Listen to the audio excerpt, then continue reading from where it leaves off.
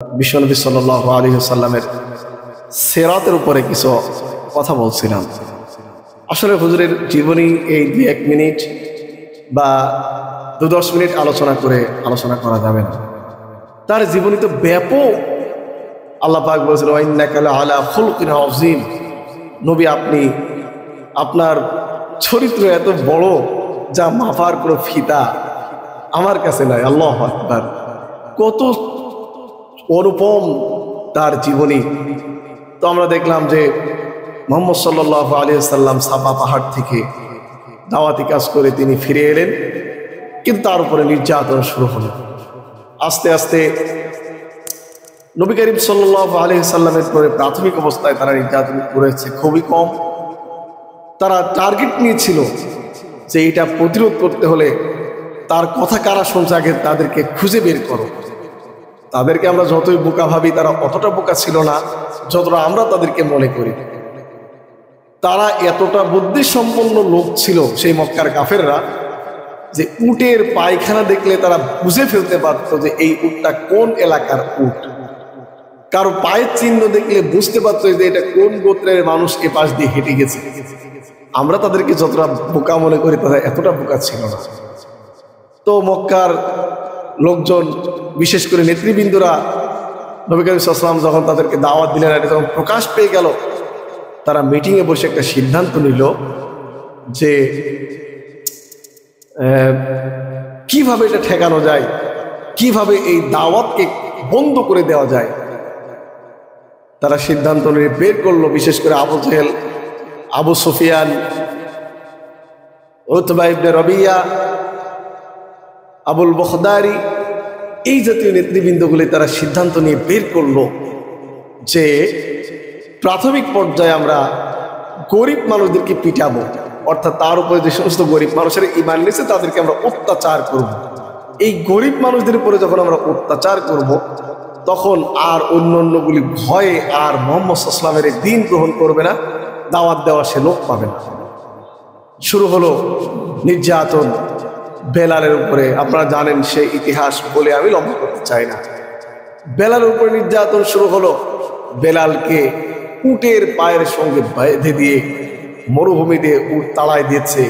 পাথরের আঘাত লেগে লেগে বেলালের চামড়া খুলে গিয়েছে, গায়ের থেকে রক্ত বেরিয়েছে। এরপরে লোহার রড দিয়ে পিটাচ্ছে আর বলছে এখনো সময় আছে, লাখ মারাতের উপরে ঈমান আনো, মুহাম্মদ সাল্লাল্লাহু আলাইহি ওয়াসাল্লামের দ্বীন ভুলে যাও। বেলালের একটা আঙ্গুল ভেঙে গেছে, ভাঙা আঙ্গুল আকাশের দিকে উঁচু করে বলছে আহাদ। তিনি বলছে লা ইলাহা ইল্লাল্লাহ, না আমি দ্বীন ভুলবো না। খাব্বাবের উপরে নির্যাতন করা হয়েছে। ওমর রাদিয়াল্লাহু তাআলা আনহু একবার খাব্বাবকে ডেকে বলেছিলেন, খাব্বাব তোমার পিঠে এরকম গর্ত কেন? এরকম গর্তওয়ালা পিঠ তো আমি কাউকে দেখিনি। খাব্বাব বলছে আমি যখন ঈমান ছাড়লাম না, তারা আমার উপরে নির্যাতনের এতটাই স্টিম রোলার চাপাই দিল যে আগুন জ্বালিয়ে এই আগুনের উপরে আমাকে চিৎ করে শোয়াই দিত, আর বুকের উপরে বড় পাথর চাপা দিয়ে রাখতো যেন আমি নড়াচড়া করতে না পারি। দেখেন কতটা নির্মম কষ্ট, তারপরে তারা দ্বীন ভোলেননি। আপনারা সুমাইয়ার ইতিহাস জানেন। সুমাইয়ার তল পেটে বর্ষা নিক্ষেপ করে সর্বপ্রথম নারীদের ভিতরে তিনি শাহাদাত বরণ করেছেন, তারপর তিনি ঈমান ভোলেননি। সুমাইয়ার স্বামী ইয়াসের, তাকে দুই দিকে 2 উট তাড়িয়ে দিয়ে, উটের সঙ্গে পা বেঁধে 2 দিকে 2 উট তাড়িয়ে দিয়েছে। ইয়াসার দ্বিখণ্ডিত হয়ে গেছে, শাহাদাত বরণ করেছে, ঈমান ছাড়েননি। আর আজ আমাদের ঈমানের যে অবস্থা, এই যে সামনে নির্বাচন আসছে, দেখবেন 500 টাকায় 1000 টাকায় দ্বীন বিরোধী একটা লোককে একজন সাপোর্ট দিয়ে দিচ্ছে, তার কাছে দ্বীনের জন্য কোনো মূল্যই নাই। শহীদ মরহুম আল্লামা দেলোয়ার হোসাইন সাঈদী রাহিমাহুল্লাহ, তিনি একটা কথা বলতেন বেশ আগে। তিনি বলতেন একটা ছাগলের দাম হয় 10,000, 15,000, 20,000, কিন্তু নির্বাচনের সময় আসলে আল্লাহর বান্দারা 500 টাকা 1000 টাকা বিক্রি হয়ে যায়। এটা কতটা জঘন্য। নামাজ পড়ে যে আল্লাহর হুকুম মতো নামাজ থেকে বের হয়ে এসে সমাজ চালাতে স্বপ্ন দেখে আরেকজনের হুকুম মতো, এই ফাজলামি করার তো কোনো দাম নাই।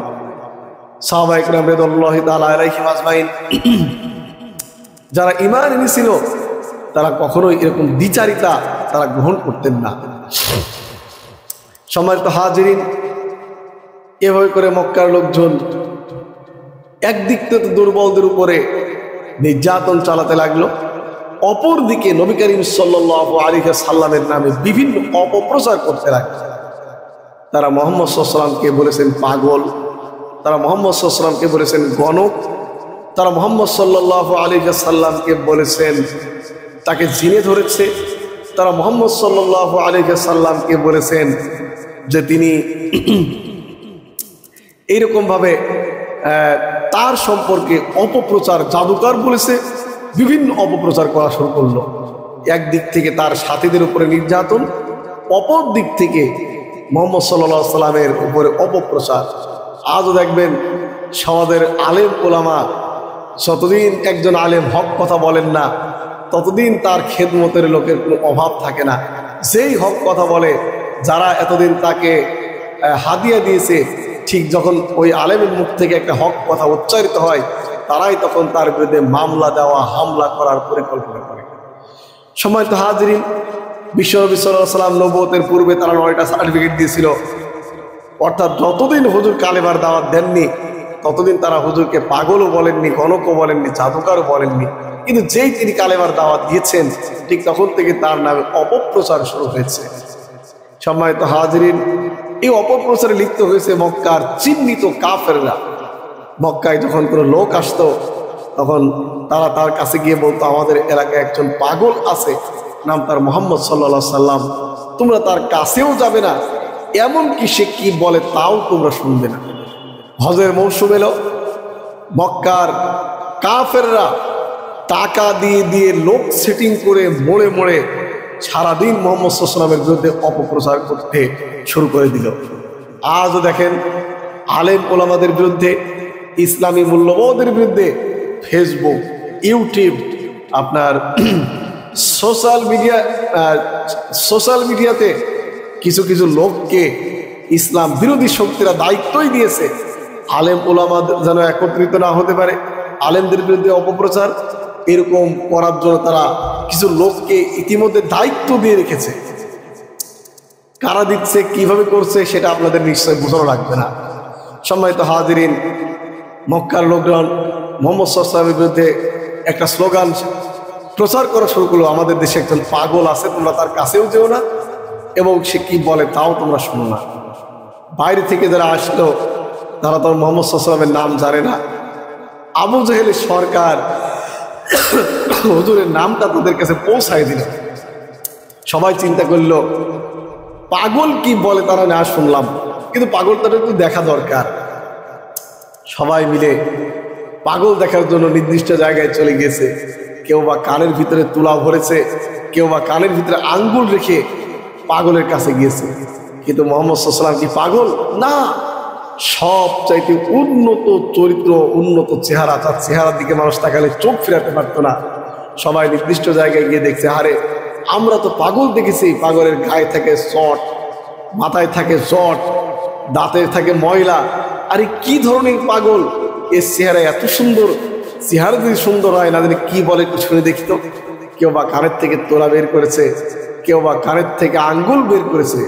আর মুহাম্মদ সাল্লাল্লাহু আলাইহি ওয়াসাল্লামের তেলাওয়াত কোরআনে কারীম তাদের কানের ভিতরে দিয়ে ঢুকে তাদের অন্তরে স্পর্শ করেছে। শুনতে শুনতে বহিরাগত লোকদের চোখ দিয়ে পানি ঝরা শুরু হয়ে গেল। নিজেদের অজান্তে তারা ঘোষণা করে হলো, আশহাদু আল্লা ইলাহা ইল্লাল্লাহু ওয়াহদাহু লা শারীকা লাহু ওয়া আশহাদু আন্না মুহাম্মাদান আবদুহু ওয়া রাসূলুহু। যেই লোকদেরকে তারা বাধা দিল, সেই সমস্ত লোকগুলি গোপনে কালেমা পড়ে ইসলাম কবুল করে নিল। সুবহানাল্লাহ। এভাবে করে লোকজন আস্তে আস্তে ইসলাম কবুল করতে শুরু করলো। আপনারা জানেন মক্কার লোকজন হতচকিত হয়ে আবার তারা মিটিংয়ে বসে গেল। কাফেররা কি করা যায়? সবাই বলল মুহাম্মদ সাল্লাল্লাহু আলাইহি ওয়াসাল্লামের হত্যা করতে হবে। তাকে যদি হত্যা না করতে পারি তাহলে আমাদের ভাই ভাস্তেরা সবাই তার ধর্মে চলে যাচ্ছে, লাত মানাতকে ছেড়ে দিয়ে তার অনুসারী হয়ে যাচ্ছে। তাকে হত্যা করতে হবে। কে পারবে? যে পারবে তাকে 100 লাখ উট দেওয়া হবে।